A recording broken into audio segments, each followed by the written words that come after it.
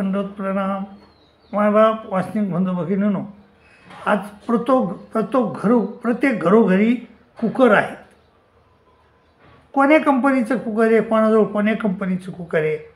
त्या कुकरमधून आपण विविध प्रकारचे अन्न शिजवत असतो. तर हे माणसाचं कुकर जे आहे हे सगळ्याला माहीत आहे. पण डुकराचं एक कुकर असते. जसं आपण कुकरमध्ये शिजलेलं अन्न खातो ना, तसे डुकरं देखील त्या कुकरातलं शिजलेलं अन्न खातात.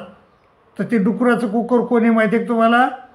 तर जो माणूस परमेश्वराचं चिंतन करत नाही, ह्या मनुष्य धर्मामध्ये आला पण त्याला मी मनुष्य आहे हे माहीत नाही, बैलासारखं काम करतो आणि दुसऱ्याचा द्वेष करतो, कोणत्याही बी अपेक्षा करतो आणि कधीही चांगलं वागत नाही, गीता वाचत नाही, कोण्या कीर्तनात बसत नाही कधी. असे माणसं काय करतात मायबाबा संध्याकाळी आणि काय खातात? काही बी खातात. आज चीनचे लोक तर बघा, चीनचे लोक जर तुम्ही बघितले तर ते बेंडक्या पण खातात.